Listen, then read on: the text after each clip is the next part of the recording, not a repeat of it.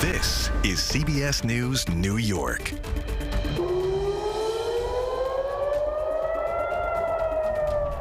Breaking at 11, sirens go off in Jerusalem as Iran vows revenge against the U.S. and Israel. This after the Iranian supreme leader is killed in the massive military operation. Plus, public is going to see is an enhanced police presence. The NYPD stepping up security at sensitive sites across the city. What we're learning about any potential threats. And New Yorkers hit the streets to protest the strikes against Iran. Their message for the president. Good evening. I'm Alan Devlin. And I'm Jessica Moore. Thanks for joining us tonight. We are following developments on several fronts. We've just learned the U.S. and Israel launched another round of strikes early Sunday morning local time in Iran. And Iran is now vowing to carry out its heaviest offensive yet. This all comes nearly 24 hours after the military operation was first launched. Here's what we know now. President Trump announced that the Iranian supreme leader was killed in the strikes, and Iranian state media confirmed it. The president says heavy and pinpoint bombing will continue uninterrupted through the week or even longer.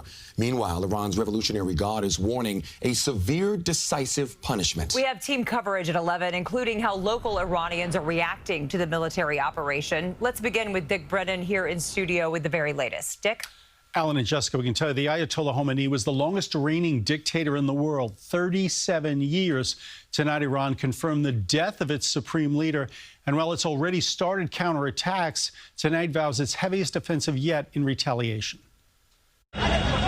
Tonight, parts of Tel Aviv in flames after Iranian retaliation against a wave of attacks by the U.S. and Israel. First responders worked at the scene of a strike that destroyed homes, killing one and injuring at least 20. U.S. CENTCOM video shows missiles and fighter jets as part of the strike force. Israel says its military alone hit 500 targets. Hours later, the extraordinary announcement: the Iranian supreme leader had been killed. Prime Minister Benjamin Netanyahu said, "We destroyed the compound of the dictator Khamenei in the heart of Tehran."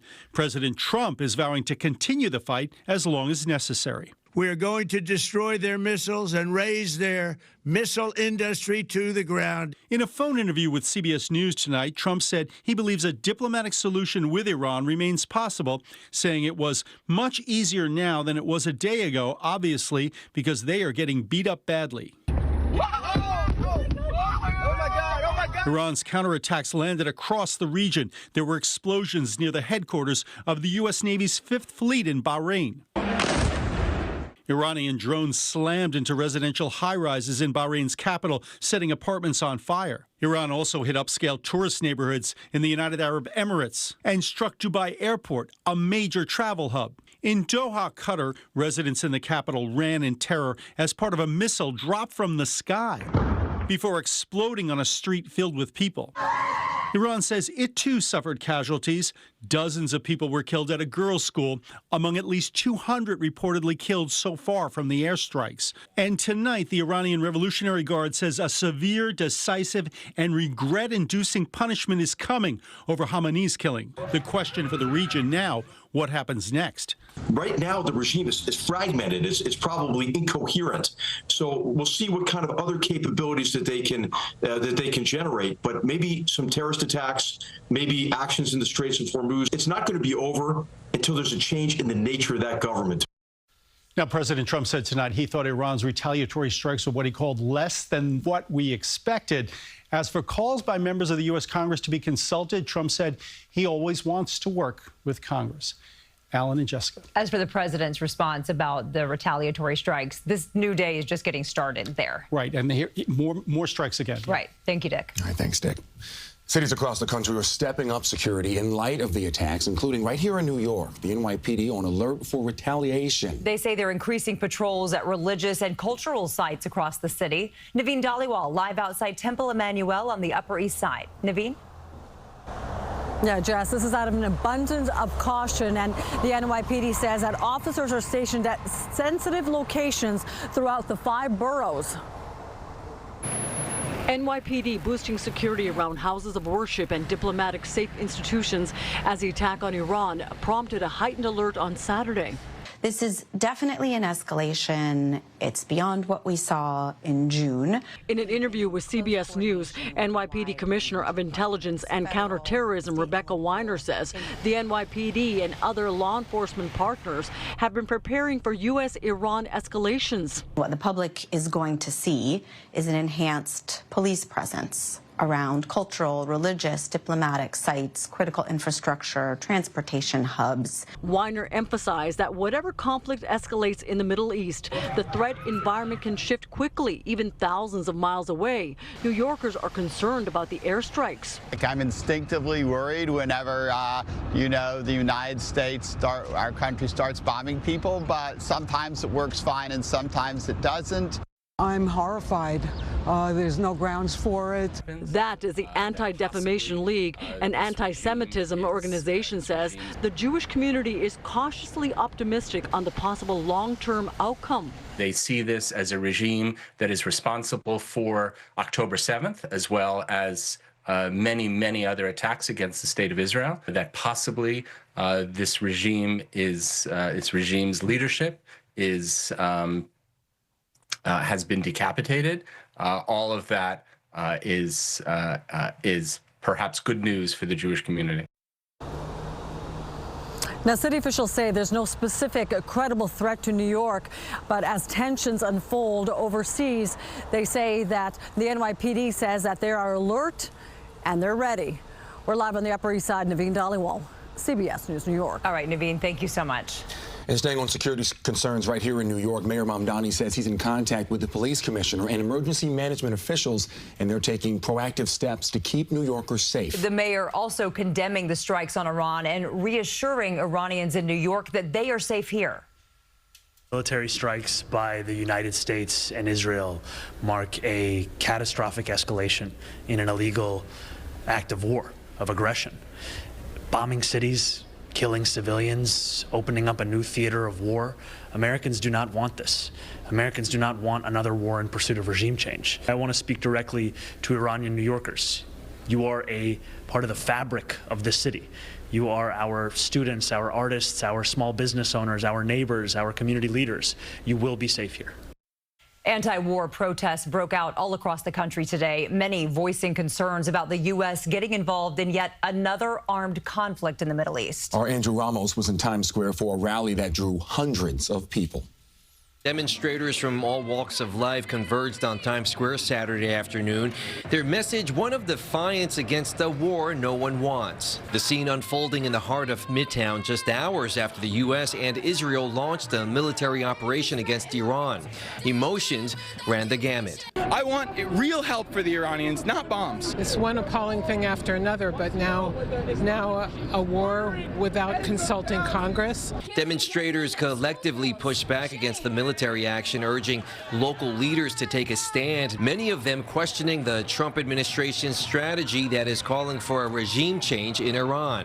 Even if you were to believe that the U.S. government had good intentions, which we don't, it leads to chaos in these regions. So much of this is just to detract and distract from what's going on in the United States, the Epstein files, continuing inflation. For Iranian-American Eitan Mabarak, it's personal. His family was forced to flee Iran to the United States. While he understands the need for regime change, he says war is not the answer. When they bomb elementary schools, killing 85 schoolgirls, that doesn't bring freedom and democracy. The protesters then took over the west side, spilling into the streets and shutting down traffic. Chopper 2 over the scene as they made their way to Columbus Circle, hoping their disruption sends out the message that they will not stay silent in the time of war. They should focus on taking care of people who are in need in the United States and in other places, and not in creating yet another war in the Middle East. Now, organizers tell me today's protest is the first of what's expected to be a number of protests happening in our area in response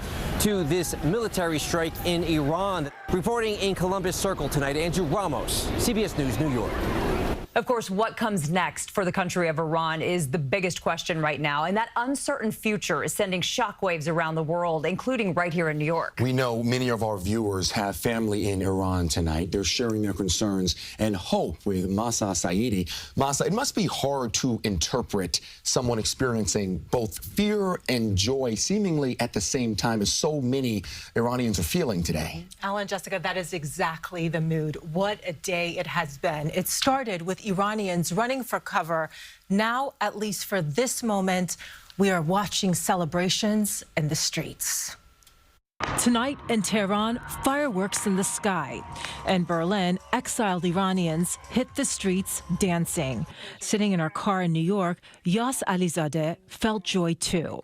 She fled Iran decades ago. Much of her family is still there. She says since 1979, the regime has held its people hostage. We always say a war is bad, but the Islamic Republic is worse. Not everyone agrees. I have a fear of what happens next. Giselle Sami Dalili is Azeri, part of Iran's largest ethnic minority. She doesn't support the regime or the foreign attacks. My question is, why does the U.S. have to free the Iranian people? Why does Israel have to free the Iranian people? They haven't been able to do it themselves. We have other neighbors. It's not Iran's first moment of instability. In December, protests erupted, anger over an economy and collapse. The cleric's response? Swift and brutal. This morning, more chaos. Strikes hit Tehran as the city was starting its workday. Iran says dozens were killed at a girls' school. For Omid S. Irani, whose cousins, aunts, and uncles are in Iran, the images hit close. A great immense feeling of concern, anxiety, and uncertainty. Uncertainty about Iran's future. Just last month, Ayatollah Khamenei visited the shrine of the Islamic Republic's founder, Ayatollah Khomeini. Now, for the first time in 47 years, both men are gone. The son of the last Shah, Prince Reza Pahlavi, says he wants to help guide in a peaceful, democratic transition. But inside Iran and out, there's no consensus on who comes next. I think the question of what happens next and who takes over next is really a question about what the Iranian people in Iran want. And all we can do is support that and usher in that moment so that hopefully it materializes soon, fast, and without additional bloodshed. And right now, it's about 7:30 in the morning in Iran, day 2 of this war. We know a second round of airstrikes, as you guys have said, is now underway. Incredible reporting, Mahsa. Thank you. Thank you.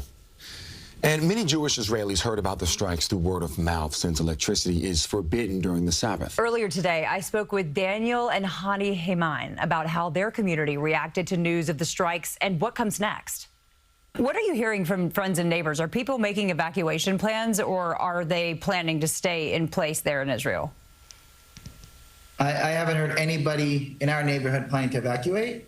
I heard we had a bunch of friends whose husbands were called up for reserves today. So there were a bunch of people being, again, these are individuals who normally would not be driving in cars, normally not be talking on their phones today. And they're all being called up and they're on their phone. It was interesting to see these men in their talit, you know, what we wear in the synagogues, and they were on their phones. It was interesting to see, and being driven off to be in the reserves. The Heymans also told me they had to return to their bomb shelter with their children, 7 children, by the way. They're in Israel with them 8 times today as Iran continued to launch those counterattacks. It's stunning to think what parents have to deal with. And, of course, they're putting their kids first. That's what's on their minds as those missile sirens go off. Absolutely. All right, let's talk about how we got here. Except for a handful of lawmakers who received a heads up, most of Washington learned about this surprise attack on Iran after it started. And this comes amid debate on Capitol Hill about whether President Trump should have waited for Congress to authorize the attack. Political reporter Marcia Kramer says the reaction is predictably breaking down along partisan lines. The rockets launched from aircraft carriers and some of the most advanced warplanes in the American arsenal not only started a war in Iran, but a war back home as lawmakers debated why there was a need for President Trump to attack now. Congressman Gregory Meeks is the ranking member of the House Foreign Relations Committee. There was no evidence that was presented, no dialogue or conversation to say that there was an imminent threat. So that makes it a war of choice. It did not have to take place. The president gave them 60 days last summer to negotiate. They refused. He took action. He again gave them time to negotiate, to end their ambitions, to end their ballistic missiles program, to stop funding terrorism, and to stop slaughtering their own people in the streets. And ultimately, they chose not to, and so action was taken. The president was fully justified. Yes, the partisan divide in Washington was on full display as President Trump told CBS News he thought a diplomatic solution was still possible. That coming after the Ayatollah and some of his top advisors were killed in the attack. Staten Island Congresswoman Nicole Maliotakis said in a statement, quote, "The United States, the Middle East, and the world will be a safer and more peaceful place when the oppressive and murderous Iranian regime is eliminated." The president's decision to abandon diplomacy and launch a massive military attack has left American troops vulnerable to Iran's retaliatory actions, said House Minority Leader Hakeem Jeffries. Is it possible for the United States to effect regime change without putting boots on the ground and without putting American military in harm's way? That's a big question. As Colin Powell once said, if you break it, you own it. And so now, in a sense, we own it. Congressman Meek says Congress is expected to vote on the War Powers Act next week. He told me he hopes it passes because it says the president has to come to Congress if he's declaring war. I'm Marcia, Kramer, CBS News, New York. And boots on the ground is the big question hanging in the balance right now. Be sure to stay with us for all the latest developments on this story, both on air and on our streaming channel. You can also get updates anytime on our website, cbsnewyork.com.